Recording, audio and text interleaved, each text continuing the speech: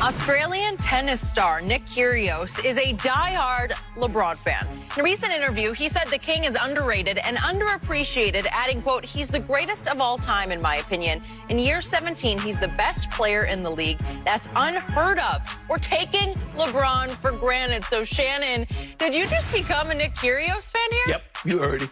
You heard what he said, Skip. The thunder from down under. Oh, is that what he is now? Okay. Yeah. Skip, look, I love his game. He has the game, Skip, to be better, a lot better than what he is. But he need to cut down on the antics. He cannot control his emotions. He's a lot like Johnny Mac, and I don't know how many people. John McEnroe, you remember John McEnroe? Do I? His antics were exactly like that. So was Eli Nastasi. But Skip, he's right. LeBron James is underrated, Skip. I don't recall, because I'm old enough to remember when Larry Bird and Magic came into the league. And I don't remember when Larry Bird had a great game, they said, well, Jerry West would have done better than that. Or when Magic had a great game, they said, well, Oscar would have had a triple-double in that. But that's what we get for LeBron. LeBron does something, and the first things out of people's mouth, well, Kobe and Michael would have had like 75 points. We don't appreciate it. And Skip, that happens a lot. I think when, great artists or great painters are along, I think we just take them for granted and feel like, oh, well, anybody can do that. And they can't. They can't. And for him to be in year 17, nobody's been the best player in the league in year 17. And no sport, maybe Barry Bonds. But Skip, he's in uncharted waters. Uncharted. And to win a championship in year 17 and be the MVP in year 17 might even be in year 18. Win the championship this year and win a MVP this year, next year. The end. So now we're going to have to do Nick Kyrgios topics on this show every day, right? I like because Nick Kyrgios. He's the tennis GOAT, because he thinks LeBron is the basketball GOAT, right?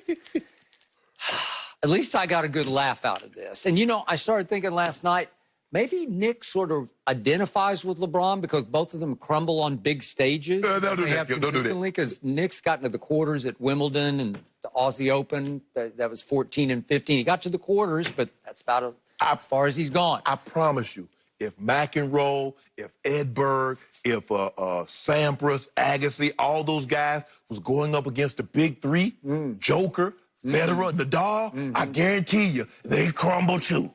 So, Nick Kyrgios says that LeBron is underappreciated and over-criticized. Yep. Interesting. He also says LeBron is obviously the greatest player of all time. I don't know, maybe down in Australia, wherever he lives, or I think he has a home in the Bahamas. Maybe they don't get ESPN there, so maybe he missed The Last Dance. He was only 3 years old in 1998, Michael Jordan's last year and the Last Dance year in Chicago.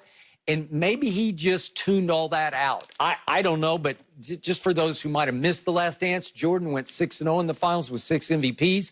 LeBron is now 3-6 in the NBA Finals. 3-6. About to be 4. Really? He's not even going to get to this year's finals because he's got a big obstacle named Kawhi Leonard. We're going to talk about him in just a moment. There ain't no obstacle. But the point is that LeBron James is obviously become the most overprotected and under-criticized superstar ever. That would be Tom Brady. As Dan Gilbert once wrote in the open letter after the decision, it's time to quit giving this man a pass.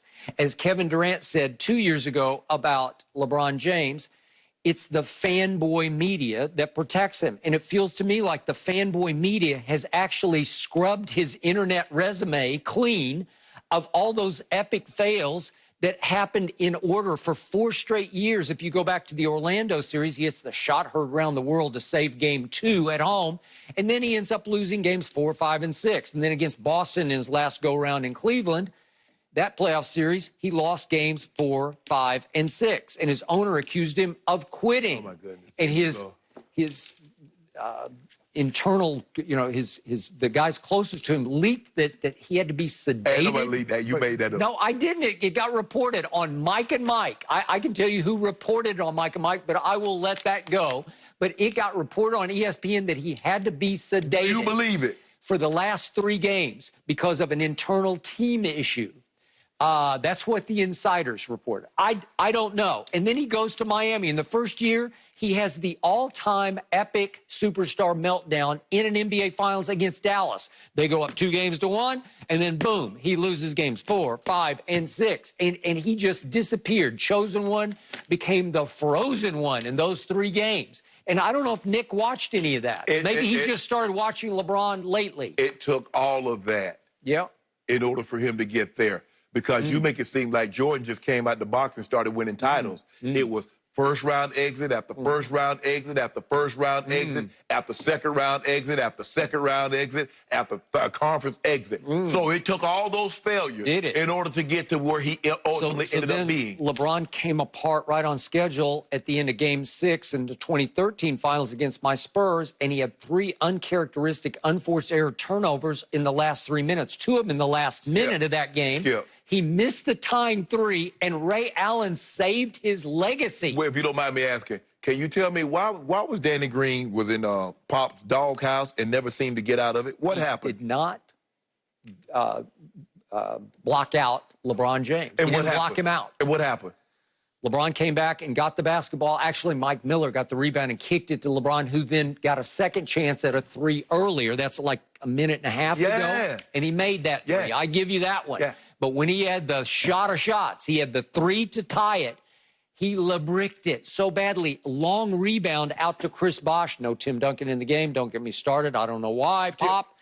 And he kicks it to Ray Allen in the corner. Can we do context? Can I give the people a look at home a look? Because we have to put things in context in its perspective.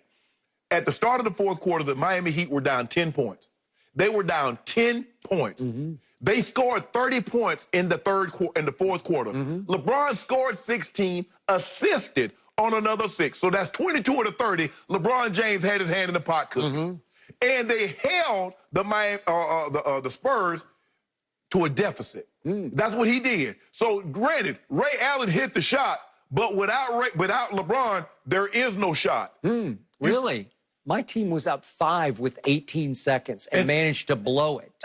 5 with 18 seconds? Can you tell there are 2 guys that had an opportunity to go to the free throw line and make 4 free throws and the game's over. Can you tell the people at home one of the guys that clanked one of those free throws? Manu Ginobili. I did the other guy. I said, you guys didn't give me the other you mean Baby Kawhi? Oh, he baby. He was 18 years old. What do you expect from an 18-year-old? First of all, you know good and well Kawhi was about 18 years old. Well, it seemed like he was. No, he didn't. No, he didn't. He shot the second free throw like he was 18. Ooh, and old Goat James took it. Is Kawhi the best 2-way player on the planet? How about we go there next on Undisputed?